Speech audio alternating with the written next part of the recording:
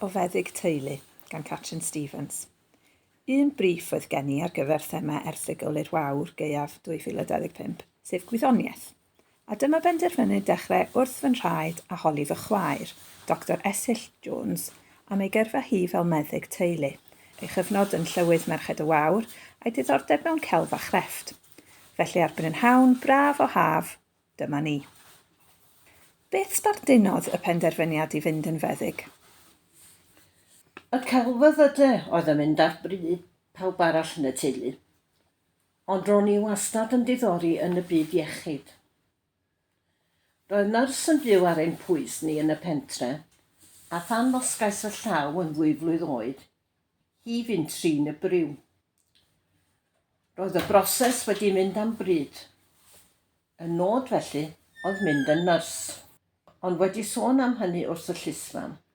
Dywedodd hithe, wel, bydd rhaid i ti glirio sic te, a dyna newid cyfeiriad yn reit sydyn a phenderfynu mynd yn doctor.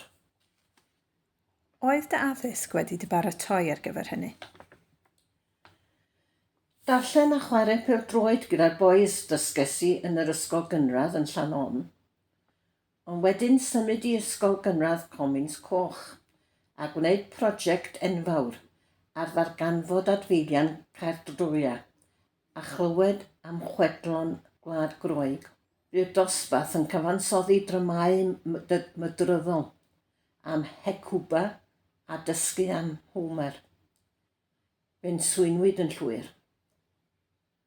Ond y gwyddorau aeth â hi yn yr ysgol ramadeg yn Arddwyn, mathemateg a chemeg yn arbennig. Ymlaen wedyn i Goleg Meddygol Caerdydd, yn un o nifer fechan o ferched. Ac yn ystod y cwrs cefais gyfle i dreulio cyfnod mewn ysbyty yn Chicago a gwylio a helpu gyda llawdriniaethau yn y theatr. Profiad arbennig iawn.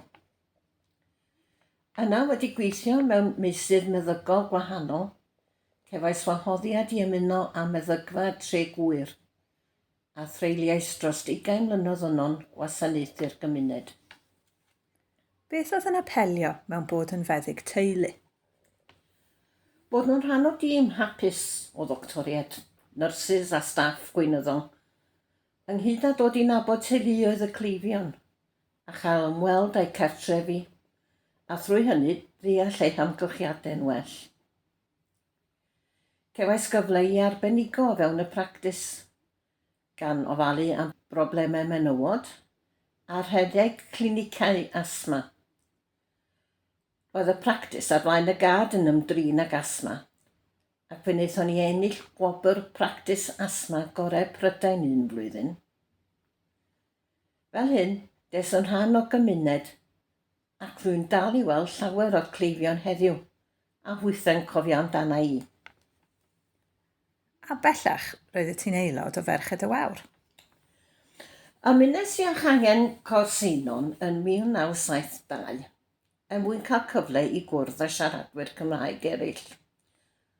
Dim ond mis oed oedd yr ail fab gwyn, ac roedd Rhys prin yn 2.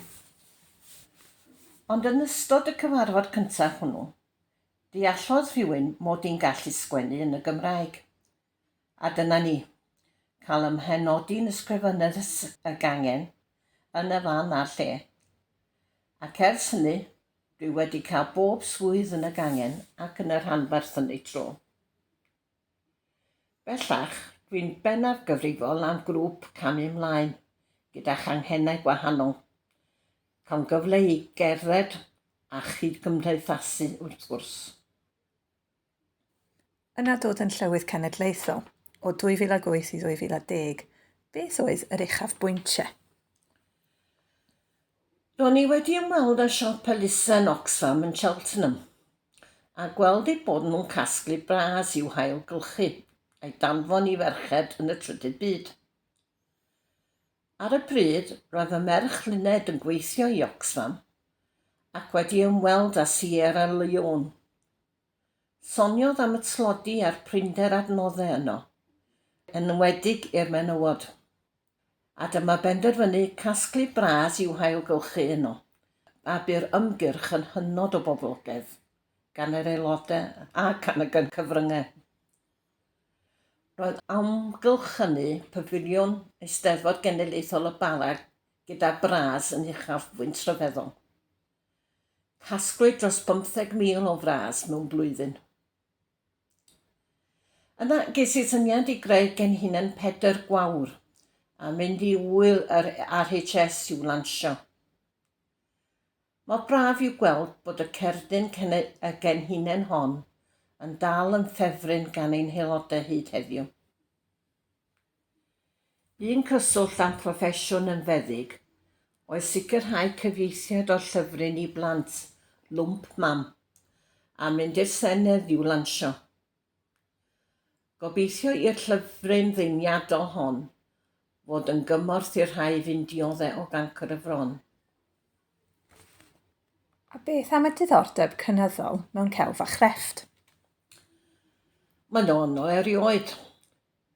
Ar ôl ymuno â grŵp cwiltio yn Llandybie, gwnes i gwrs City Guilds mewn Texgilia. Yna, gyda fy ffrind Helen, penderfynu cychwyn ein cylch gwnïo ein hunain, bysedd busy. Rydym yn cynnal arddangosfydd rheolaidd ac eleni buom yn plas gerddi Aberglasne. Mae'r crefftio yn cynnig cymuned arall ac yn falm i enaid. Heblaw pan fod galw sydyn i lunio eitem i gystadlaethau Merched Wawr. A diolch yn fawr.